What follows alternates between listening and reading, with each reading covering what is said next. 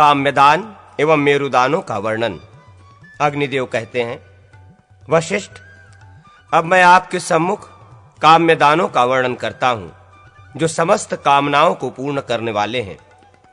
प्रत्येक मास में प्रतिदिन पूजन करते हुए एक दिन विशेष रूप से पूजन किया जाता है।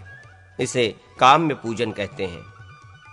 वर्ष के समाप्त होने पर गुरु पूजन एवं महापूजन के साथ व्रत का विसर्जन किया जाता है। जो मार्गशीर्ष मास में शिव का पूजन करके पिष्ट, आटा निर्मित अश्व एवं कमल का दान करता है, वो चिरकाल तक सूर्य लोक में निवास करता है। पौष मास में पिष्टमय हाथी का दान देकर मनुष्य अपनी 21 पीढ़ियों का उद्धार कर देता है। माघ में पिष्टमय अश्वयुक्त रथ का दान देने वाला नरक में नहीं जाता। फाल्गुन में पिष्ट निर्मित बैल का दान देकर मनुष्य स्वर्ग को प्राप्त होता है तथा दूसरे जन्म में राज्य प्राप्त करता है। चैत्र मास में दास दासियों से युक्त एवं एक गुड़ से भरा हुआ घर देकर मनुष्य चिरकाल तक स्वर्गलोक में निवास करता है और उसके बाद राजा होता है। वैशाख में सप्तधान्य का दान देकर मनुष्य शिव के सायुज्य को प्राप्त कर लेता है। ज्येष्ठ तथा आषाढ़ में अन्न की बलि देने वाला शिव स्वरूप हो जाता है। श्रावण में पुष्परथ का दान देकर मनुष्य स्वर्ग के सुखों का भोक्ता होता है, दूसरे जन्म में राज्य लाभ करता है और 200 फलों का दान देने वाला अपने संपूर्ण कुल का उद्धार करके राजपद को प्राप्त होता है। भाद्रपद में धूप दान करने वाला स्वर्ग को प्राप्त होकर दूसरे जन्म में राज्य का उपभोग करता है। आश्विन में दुग्ध और धृत से परिपूर्ण पात्र का दान स्वर्ग की प्राप्ति कराने वाला है। कार्तिक में गुड़, शक्कर और धृत का दान देकर मनुष्य स्वर्गलोक में निवास करता है और दूसरे जन्म में राजा होता है। अब मैं प्रत्येक 12 प्रकार के मेरुदानों के विषय में कहूंगा, जो भोग और मोक्ष की प्राप्ति कराने वाले हैं। कार्तिक की पूर्णिमा को मेरु व्रत करके ब्राह्मण को रत्न मेरु का दान करना चाहिए। अब क्रमशः सब मेरुओं का प्रमाण सुनिए। हीरे, माणिक्य, नीलमणि, वैदूर्यमणि, स्फटिक मणि, पुखराज, मरकतमणि और मोती, इनका एक प्रस्थ का मेरु उत्तम माना गया है। इससे आधे परिमाण का मेरु मध्यम और मध्यम से आधा निकृष्ट होता है। रत्नमेरु का दान करने वाला धन की कंजूसी का परित्याग कर दे। 12 दल कमल का निर्माण करके उसकी कर्णिका पर मेरु की स्थापना करे। इसके ब्रह्मा, विष्णु और शिव देवता हैं। मेरु से पूर्व दिशा में 3 दल हैं। उनमें क्रमशः माल्यवान, भद्रवाक्ष तथा ऋक्ष पर्वतों का पूजन करें। मेरु से दक्षिण वाले दलों में निषद, हिमकुट और हिमवान की पूजा करें। मेरु से उत्तर वाले 3 दलों में क्रमशः नील, श्वेत और श्रृंगी का पूजन करें तथा पश्चिम वाले दलों में गंधमादम, वैकंक एवं केतुमाल की पूजा करें। इस प्रकार 12 पर्वतों से युक्त मेरु पर्वत का पूजन करना चाहिए। उपवास पूर्वक रहकर स्नान के पश्चात भगवान विष्णु अथवा शिव का पूजन करें। भगवान के सम्मुख मेरु का पूजन करके मंत्रोच्चारण पूर्वक उसका दान ब्राह्मणों को कर दे। दान का संकल्प करते समय देश काल के उच्चारण के पश्चात कहें, मैं इस द्रव्य निर्मित उत्तम मेरु पर्वत का, जिसके देवता भगवान विष्णु हैं, अमुक गोत्र वाले ब्राह्मण को दान करता हूं।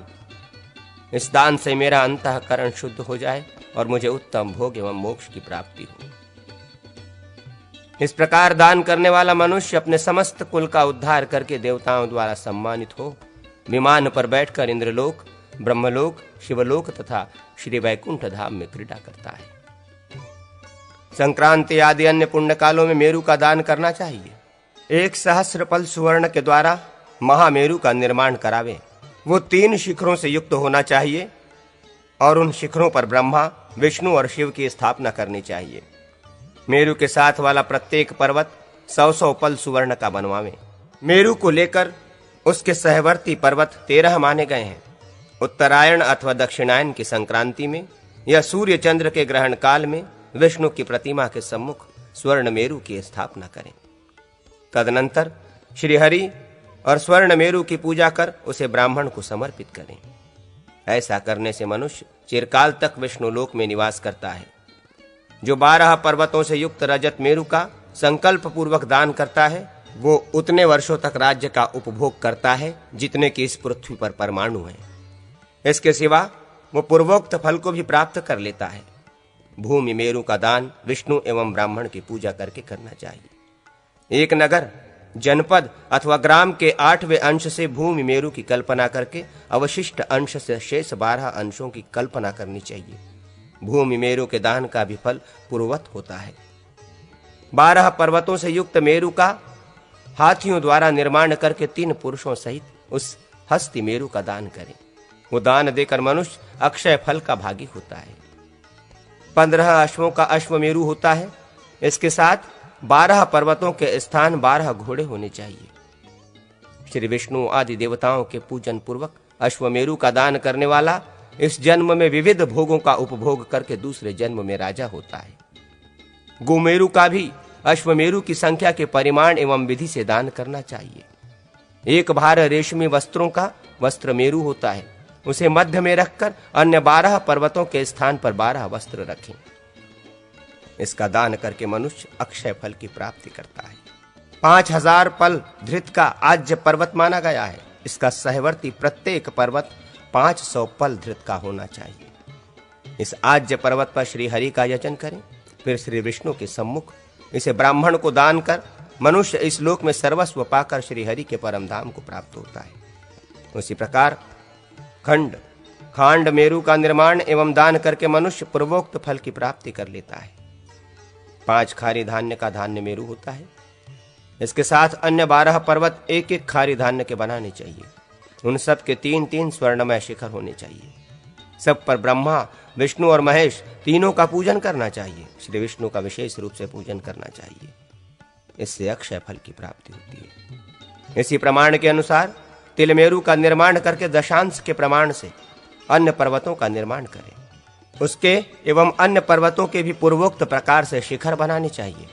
इस तिल मेरु का दान करके मनुष्य बंधु बांधवों के साथ विष्णु लोक को प्राप्त होता है। तिल मेरु का दान करते समय निम्नलिखित मंत्र को पढ़ें।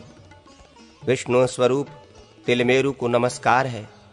ब्रह्मा, विष्णु और महेश जिसके शिखर हैं, जो पृथ्वी की नाभि पर स्थित है, जो सहवर्ती 12 पर्वतों का प्रभु, समस्त पापों का अपहरण करने वाला शांतिमय विष्णु भक्त है, उस तिलमेरु को नमस्कार है।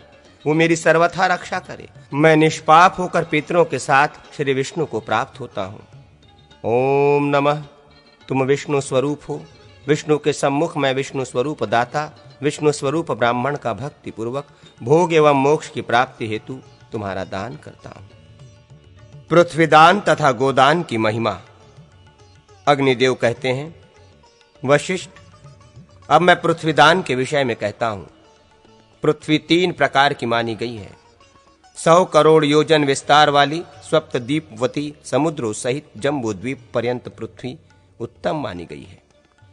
उत्तम पृथ्वी की 5 भार सुवर्ण से रचना करें, उसके आधे में कूर्म एवं कमल बनावे। ये उत्तम पृथ्वी बतलाई गई है। इसके आधे में मध्यम पृथ्वी मानी जाती है।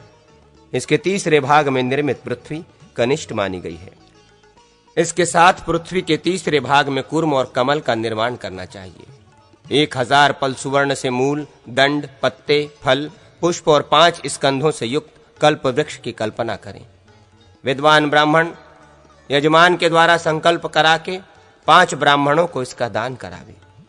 इसका दान करने वाला ब्रह्मलोक में पितृगणों के साथ चिरकाल तक आनंद का उपभोग करता है। 500 पल सुवर्ण से कामधेनु का निर्माण करा के विष्णु के सम्मुख दान करे। ब्रह्मा, विष्णु एवं शिव आदि समस्त देवता गौ में प्रतिष्ठित हैं। धेनु दान करने से अपने आप समस्त दान हो जाते हैं। ये संपूर्ण अभिष्ट कामनाओं को सिद्ध करने वाला एवं ब्रह्मलोक की प्राप्ति कराने वाला है।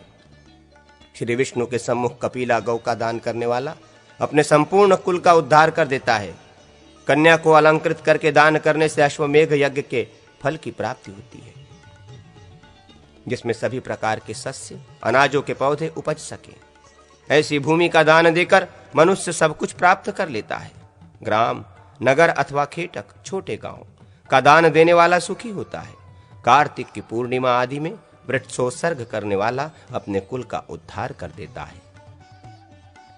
नाड़ी चक्र का वर्णन।